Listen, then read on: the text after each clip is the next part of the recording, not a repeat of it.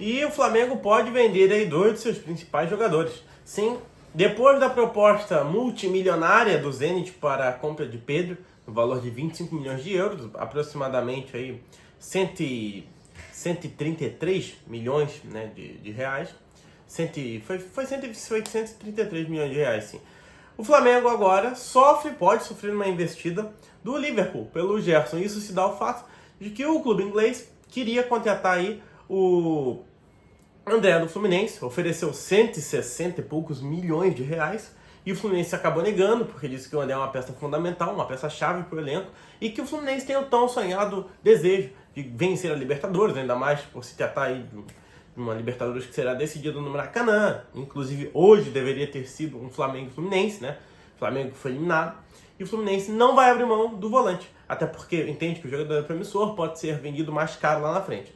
E o Liverpool começa a mirar seus olhares para Gerson, que seria o segundo plano dele. E aí, gente, é bem possível que eles façam uma proposta bem próxima do que seriam esses 160 milhões. Já sinalizaram com 135 milhões, se não me engano, 140 milhões de reais o Gerson, né? Sinalizaram, não formalizaram proposta. E aí pode ser também que o Gerson acabe saindo do Flamengo, já também é o outro jogador que se envolveu numa briga, que é engraçado, né? Parece que é o seguinte, dê um soco na cara de alguém e receba uma proposta. Parece que é isso que acontece com o Flamengo, né? E aí o Flamengo pode se ver sem 2 dos seus principais jogadores. Agora, é engraçado porque hoje o Sampaoli realizou o treino e o trio de ataque do Flamengo foi Bruno Henrique pela esquerda, Pedro centralizado e Gabigol pela direita. E aí eu te pergunto, por que ele não faz por que ele não utiliza essa formação antes? Por que ele não faz com que isso acontecesse antes? Ele estaria aproveitando os 3 melhores jogadores do Flamengo. Botaria ainda o Arrascaeta e o Everton Ribeiro, ou o Arrascaeta e mais alguém, depois substitui e bota o Everton Ribeiro, já que o Everton Ribeiro não está aguentando todos os jogos, alguma coisa nesse sentido, uma composição, né? Fazer com que todo o elenco se sinta aí utilizado. Eu acho que seria legal. Bom, também falando sobre utilização, o goleiro Matheus Cunha foi convocado para jogar na seleção pré-olímpica e ela vai jogar no Marrocos. E aí, o Flamengo, depois do jogo contra o Internacional, depois do jogo contra o Botafogo, eu acho que é contra o Atlético Paranaense, a seleção pré-olímpica vai jogar. E o Matheus Cunha não vai ter condições de jogar, por quê? Porque 2 dias depois desse jogo da seleção pré-olímpica vai ter jogo do Flamengo. Então, voltar do Marrocos para cá, tempo de viagem, recuperação, acredita-se que o goleiro não vai ter condições físicas mesmo de estar em campo no jogo contra o Atlético Paranaense. E aí é esperado que o goleiro Agustín Rossi faça a sua estreia como o goleiro do Flamengo.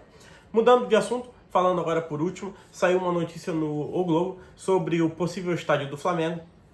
E lá eles revelam que existia uma negociação entre Flamengo e Caixa, porque o terreno do gasômetro é da Caixa, certo? Só que é um terreno muito caro e o Flamengo ia ter um custo muito alto para conseguir fazer a compra, a aquisição desse terreno e depois toda a construção, toda a infraestrutura necessária. Basicamente, o que está sendo discutido é a Caixa doar o terreno para o Flamengo construir o estádio e aí a Caixa ganhar algumas participações em cima disso, seja de renda, talvez naming rights, aí eles estariam vendo. Mas tudo isso depende da assinatura do atual presidente Luiz Inácio Lula da Silva. O Lula tem que assinar para que haja essa doação. E para quem não sabe, o Lula é corintiano fanático e recentemente ele deu uma entrevista e ele falou uma frase que eu achei curiosa. Todo mundo sabe, ou você é Flamengo, ou você é anti-Flamengo. Então isso talvez deixe um pouco claro o que o atual presidente pensa do Flamengo. Não sei se existe uma rivalidade muito grande entre ele e o Flamengo, alguma coisa. Mas com essa afirmação, eu acredito que seja até complicado para a Caixa ceder esse terreno, doar esse terreno para o Flamengo, até pelo alto valor. Bom, a gente ainda não sabe como essa história vai caminhar, mas é aguardar os próximos capítulos. Peço que você se inscreva no canal, deixe seu like, deixe seu comentário, compartilhe com os seus amigos e acione o sininho da notificação. Fui!